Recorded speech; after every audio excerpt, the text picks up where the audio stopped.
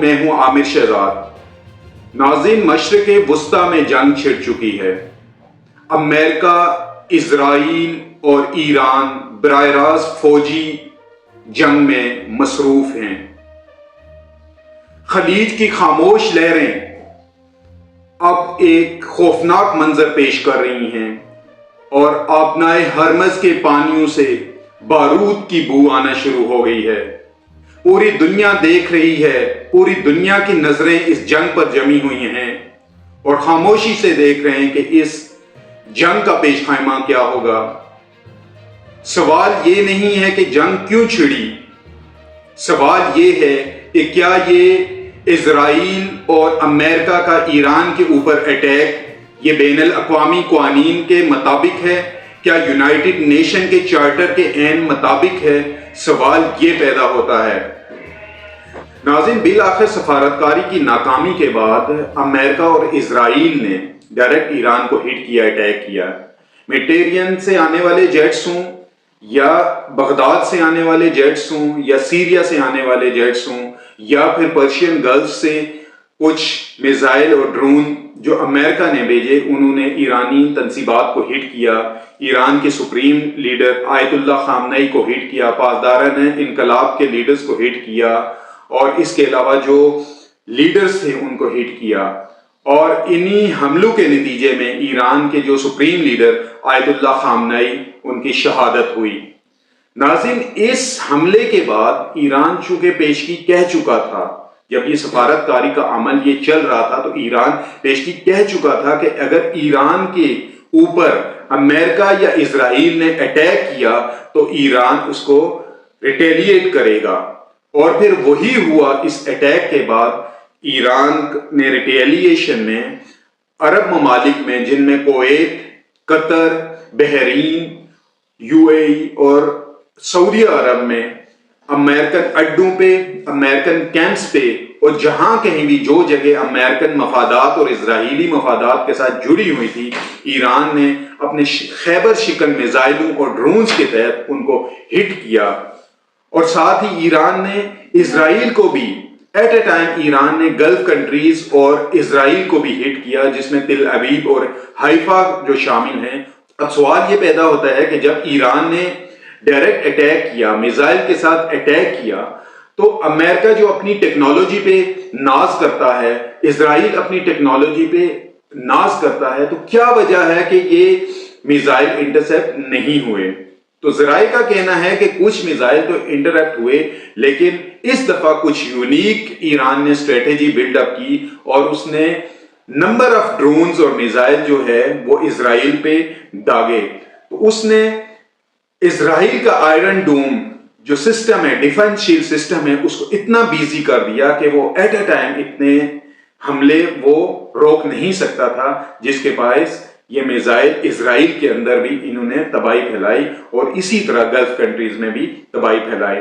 ناظرین، ایران نے ان golf countries سے معذرت کی کہ بیسیکلی ایران کا اٹیک ان گلف کنٹریز کے خلاف نہیں تھا، بلکہ امریکن مفادات کے خلاف تھا۔ امریکن کے کیمپس اور جہاں کہیں بھی امریکہ کے مفادات جڑے ہوئے تھے، یہ ان کو ٹارگٹ کرنا تھا، اور ایران نے معذرت بھی کی۔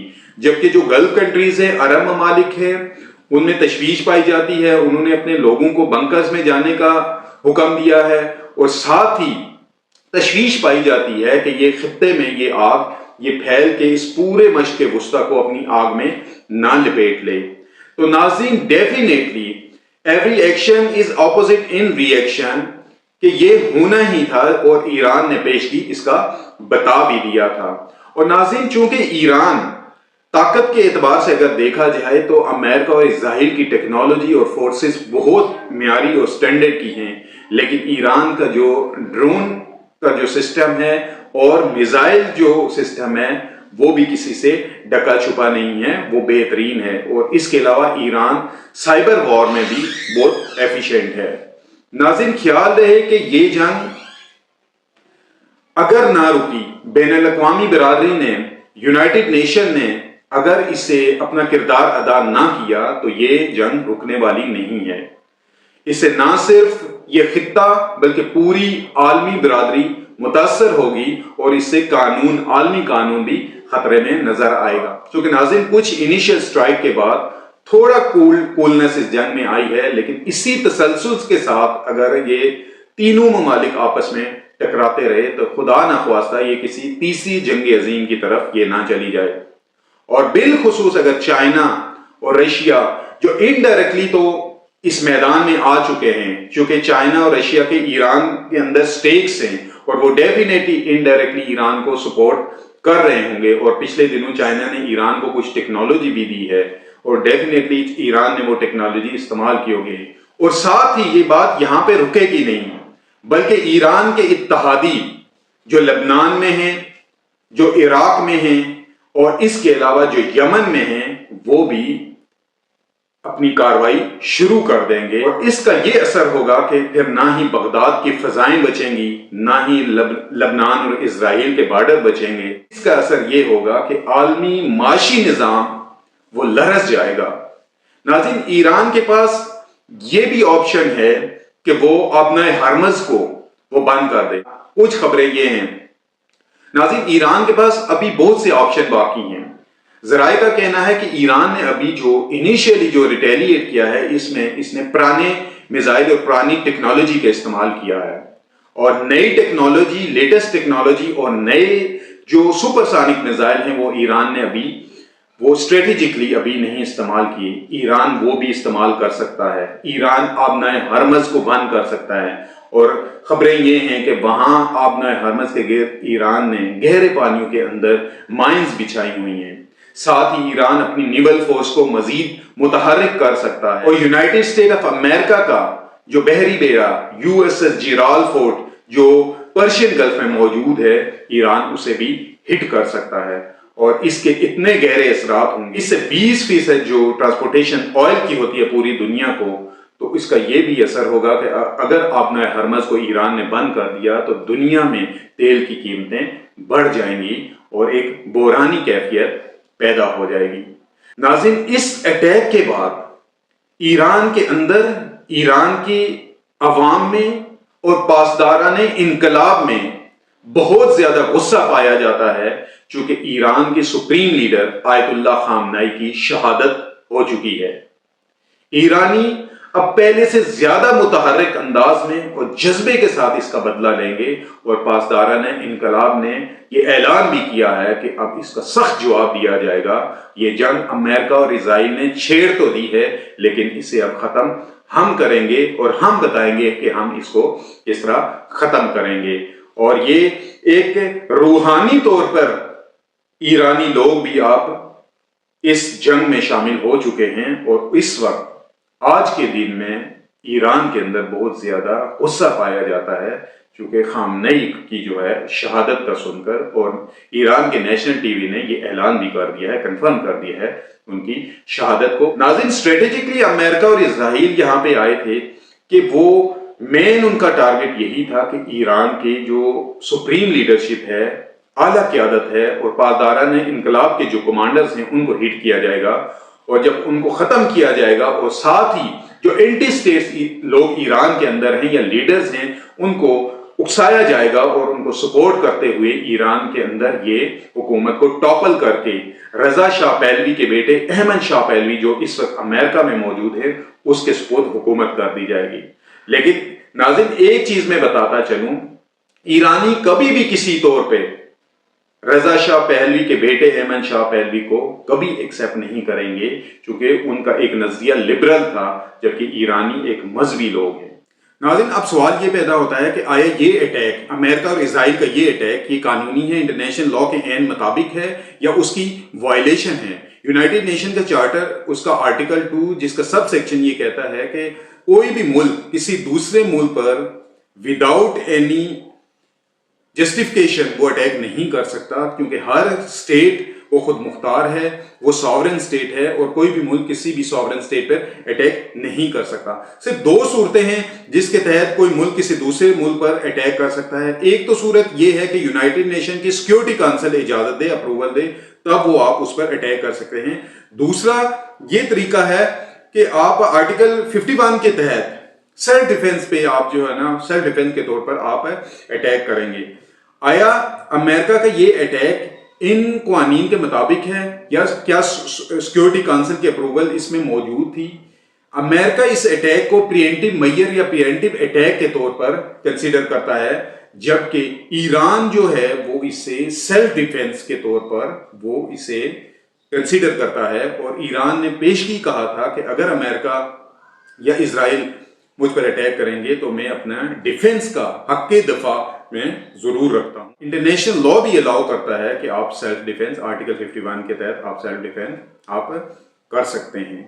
नाज़रीन, इसके साथ ही ईरान ने यह भी एक चीज पॉइंट आउट की कि अमेरिका और इजराइल ने जो अटैक किया है ईरान पे, ये जंग के उसूलों की वायलेशन थी। चूंकि अमेरिका और ईरान ने ईरान के एजुकेशनल इंस्टीट्यूट को हिट किया जहां पे बहुत सारे बच्चे मारे गए, और ये इंटरनेशनल ह्यूमैनिटेरियन लॉ की वायलेशन है, जस्ट कॉजेंस की वायलेशन है, जिसमें आप एजुकेशनल इंस्टीट्यूट या इंफ्रास्ट्रक्चर को आप हिट नहीं कर सकते, और ईरान अमेरिका को कसूरवार ठहराता है। और बिल्कुल ये बजा बात है, अगर ऐसा है तो इंटरनेशनल लॉ कतई ये अलाउ नहीं करता कि आप बच्चों के ऊपर आप अटैक करें या इंफ्रास्ट्रक्चर को आप तबाह करें या आप इबादत गाहों को तबाह करें, ह्यूमैनिटेरियन लॉ के अगेंस्ट को इस तरह का सलूक करें। आपको इंटरनेशनल लॉ और वॉर लॉ बिल्कुल अलाउ नहीं करते। सो नाज़रीन, ये जंग तो शुरू हो गई है, 3 ममालिक के बीच में ये जंग छिड़ चुकी है। जंग यहां तक ही नहीं रुकेगी। ईरान भी चूंकि एक मजहबी मुल्क है, वो किसी सूरत पीछे नहीं हटेगा। इसलिए तमाम दुनिया को, अक़वाम आलम को ये चाहिए कि इस मामले को सफारतकारी के तहत ये हल करें, डिप्लोमेटिक वे के तहत हल करें, क्योंकि इंटरनेशनल लॉ के तहत जो Vienna convention on diplomatic relation वो मौजूद है। इसके अलावा इंटरनेशनल लॉ में ट्रीटीज मौजूद हैं, उसके तहत आप मामलात को बेहतर हल कर सकते हैं। और इसके अलावा यूनाइटेड नेशन के चार्टर के प्रियम्बल में ये वाजे है कि कोई भी दुनिया में अगर कोई डिस्प्यूट अराइज होता है, कोई भी मतलब कॉन्फ्लिक्ट होता है, तो उसे पीसफुली हल किया जाए in order to maintain stability through out the world, through out the globe, without resorting any force और प्रेशर। और उसको इंटरनेशनल लॉ कहता है।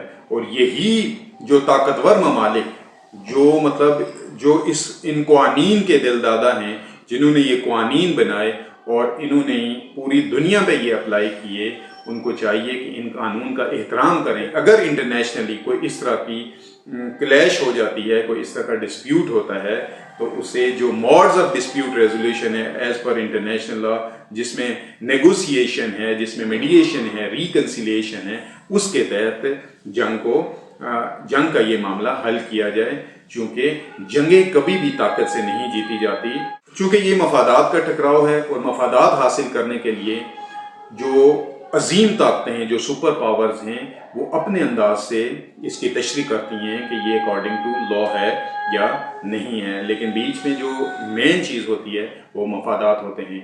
नाज़रीन, इसके अलावा इस जंग का आगाज़ तो हो चुका है, लेकिन ईरान और उसकी सराउंडिंग जो अरब ममालिक हैं, पाकिस्तान है, इसको भी जामे हिकमत अमली बनानी होगी। क्योंकि इन हालात को देखते हुए पाकिस्तान को एक बेहतर अंदाज में और बड़ा चालाकी के साथ अपनी डिप्लोमेटिकली इसे अपने आप को लेके चलना होगा, और ये तय करना होगा कि मुल्क के मफाद में क्या है। नाज़रीन, डेफिनेटली इस जंग का पाकिस्तान में भी असर पड़ेगा।